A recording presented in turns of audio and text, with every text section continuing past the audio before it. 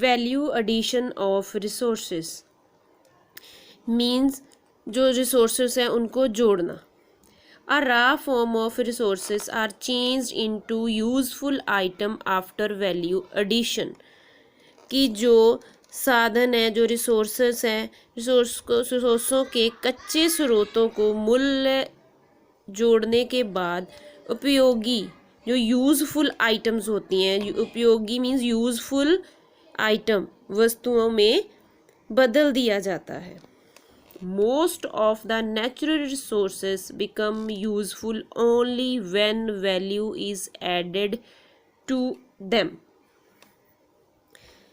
इसमें क्या आता है, most of the natural resources इसीलिए यूज़फुल बनते हैं only when the value is added to them, कि जब उनकी वैल्यू उसमें ऐड हो जाती है।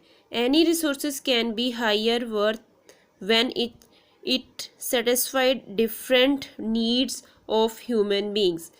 These needs can be economical, legal, aesthetic and moral और ethical। ethical होता है नैतिक। जैसे कोई भी रिसोर्सेस इसीलिए अधिक यूज़फुल हो सकता है जब वह उस ह्यूमन बीइंग की जो डिफरेंट नीड्स हैं उनको पूरा करे।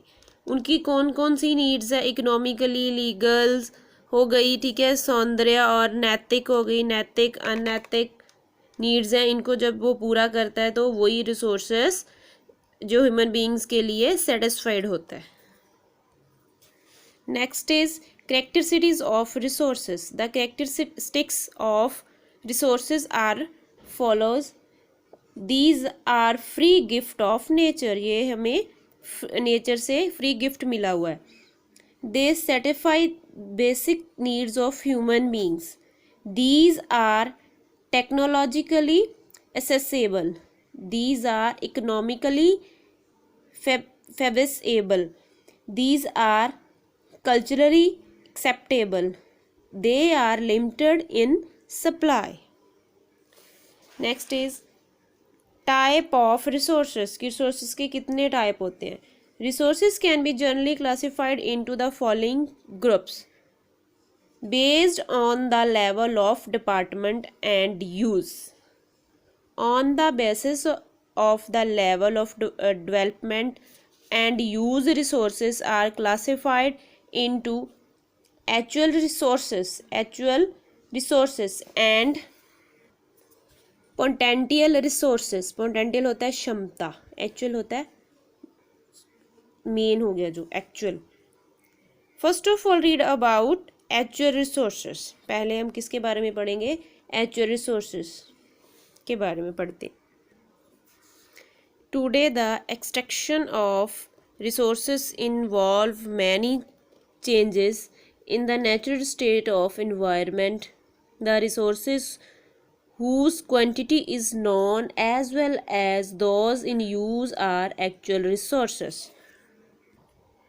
Today के जो extraction resources हैं वो किस में, उसमें many changes involve हुए हैं जो कि नेचुरल थे, प्रकृति के जो इन्वायरमेंट जिसको बोलते हैं पर्यावरण की जो प्रकृति की स्थिति थे उसमें कई बदलाव आए, कई चेंजेस आए, मैनी चेंजेस आए, जिसमें रिसोर्सेज की quantity known as well as those in use जो एक्चुअल रिसोर्सेज में यूज हुए हैं। For example rich deposit of coal in rural region of Germany, iron ore in Deccan Plateau in India and natural gas in Gujarat are actual resources। जैसे क्या था कि Germany में rural region में जो कोल है उसका भंडार मिलता है, ठीक है, आयरन है जो आयरन और इन द वो क्या कहाँ मिलती है, इंडिया में डेक्कन प्लेट्यू में, ठीक है। एंड नेचुरल गैस, जो नेचुरल गैस है गुजरात वो कहाँ मिलती है हमें, गुजरात में। Okay, these are the actual resources. ये कौन से रिसोर्सेज हैं, actual resources. Then next is potential resources. The resources around us may not be fully utilized everywhere.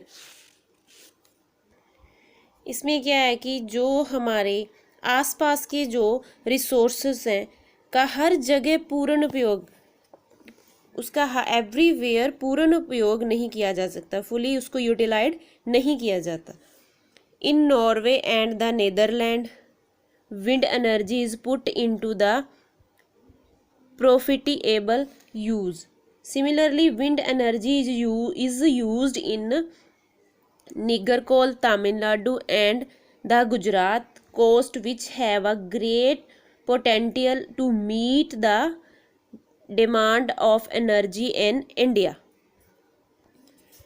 जैसे नॉर्वे एंड नीदरलैंड में जो विंड एनर्जी थी उसको एक लाभदायक प्रयोग में लाया गया था.